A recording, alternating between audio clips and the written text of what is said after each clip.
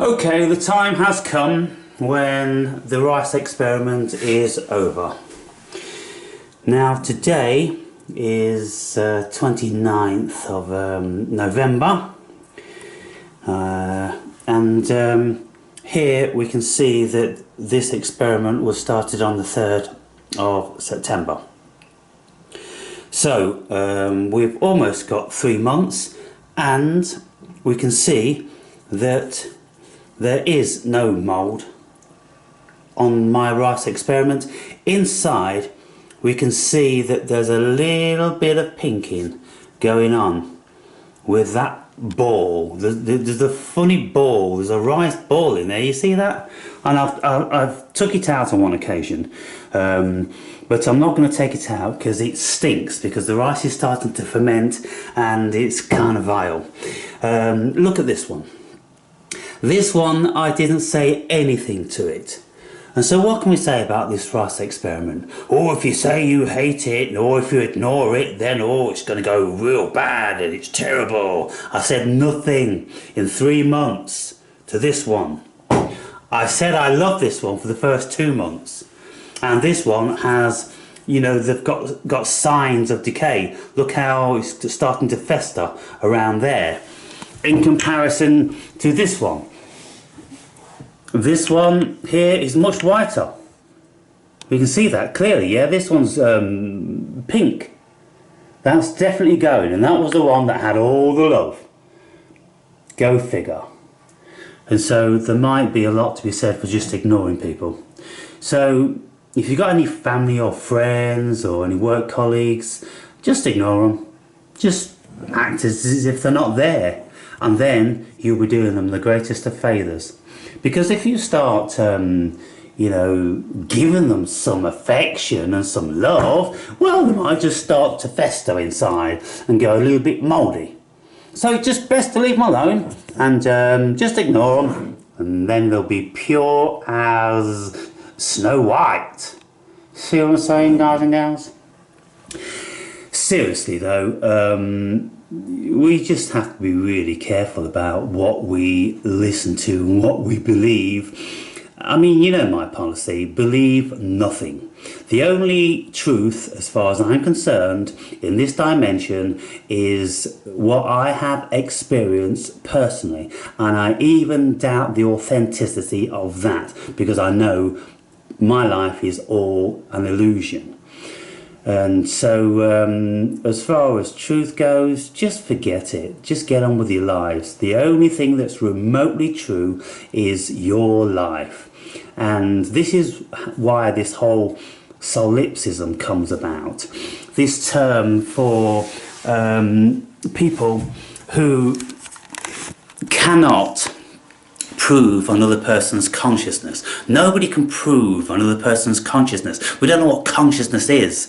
And so, albeit it seems like some people are conscious, lots of people that don't appear to be conscious. They most certainly appear just to be automated robots, don't they?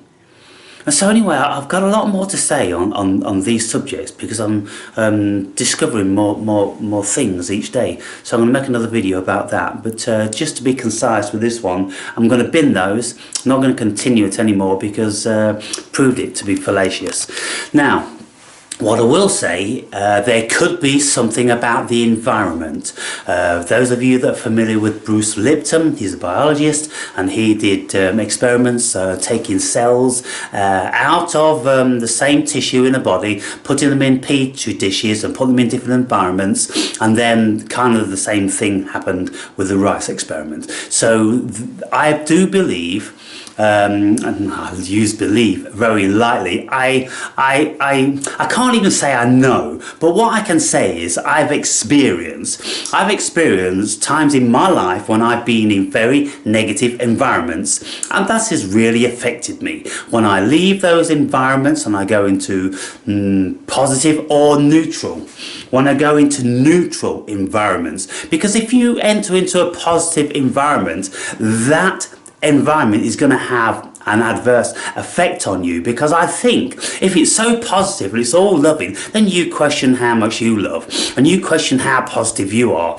and then you look around and you look at your own imperfections. If everything's perfect around you, you're going to end up like this one, all squidgy and stinky, I'm sure. But if you go into a neutral environment, then there's nothing to affect you. Nothing on the spectrum of positive or negative. You'll just be in neutral territory, and I think that's where we want to be. And you see, this fits very, very beautifully with the whole Buddhist philosophy of the middle path. And I've just thought about that now, because I've concluded what I think has gone on with this rice and what goes on in life, and looking back from my experience, and then I have that pop up which goes, oh, where have I seen that before in Buddhist philosophy? They tell you to take the middle way. They don't tell you to, you know, head for the light and stay away from the dark. They say take the middle way, because they know it's the only way. And it's the way where you're not going to be affected, because you're going to be affected, you know, adversely in the positive and in the negative. So stay right in the middle. Stay in the apex of the scales, you know. Don't slip either way. Homeostasis. Stay in the middle. We don't want to be going high, we don't want to be low, we don't want to be manic, and then we don't want to be depressive, do we? We want to be in the middle way. It's the middle way, people. And so I would think that this apartment is a healthy apartment. It's in a healthy environment. The whole area around, it's in a healthy environment. I'm not just saying that this is a healthy apartment because I'm in it. No, all the people are in it. They're all old, and they all live to be 900 years old. You know, there's an old woman over there. She's 88 years old. She won't die. You know, she's absolutely, she's just skin, blemished skin on bone. And her mind's still there, and like the paramedics are there like 6 times a day, every single day. There's someone coming to do this or do that. She won't die. She doesn't want to be here. She's bored shitless. But there's something, her spirit, just, it ain't time to go yet. And so, no idea what all that's about. But this whole environment is very positive, very low crime, there's no street urchins, there's no vermin around, everybody, you know, are quality people, and, you know, it's a small, typical British village. You know, no mixed creeds, we're all Anglo-Saxon, you know, the vast majority of us. And the ones that aren't are assimilated, you know, and they haven't come into this arena and brought, you know, their own culture with them and resist absorbing, you know, the culture that they've come into. Nothing worse than that, is there really? You know, because then you get, you know, ghettos, don't you? Or similar. You get these little pods of culture which resist the culture they're in penetrating. They fight against it, and there's attrition there. And then there's animosity because there's no assimilation, because they smell different, they look different, they dress different, they've got different religions and policies and all this sort of thing. So, environment. I think at the end of the day, when we see these rice experiments with people, and you know, I've seen lots of them, the houses, the homes look, you know, very presentable, and they seem to be, you know, good upstanding people, but you don't know what's in the hearts, you don't know what's in their environment. You know, they could be living on the edge of a ghetto with druggies injecting whatever, all this stuff could be going on, and so the ether is permeated with negative energy, and that gets inside people's cells, and it evidently gets inside, you know, the cells of the rice, and you know, everything else. And this is why the Jews bless their food, and probably Muslims do too. They bless their food. it's for a very good reason, people, because if you purify the food via your prayer and blessings from God, then that is supposed to purify the food, and so then you take neutral foods into your person rather than taking any contamination. So enough said on that. See what you think of that environment thing. Reflect on your environment when in your life. You see, all my videos, you shouldn't just be listening to what I've got to say and then forgetting about it.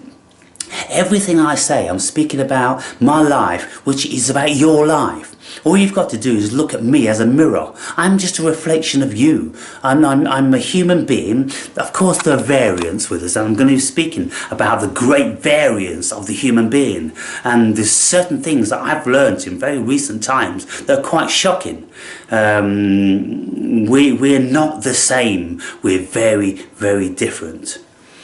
And we've been brainwashed into believing that we're the same. And that's the push, the political push globally at this moment in time to indoctrinate us, to hypnotise us in all being the same. We're not the same. And if we were the same, what a shocking planet it would be.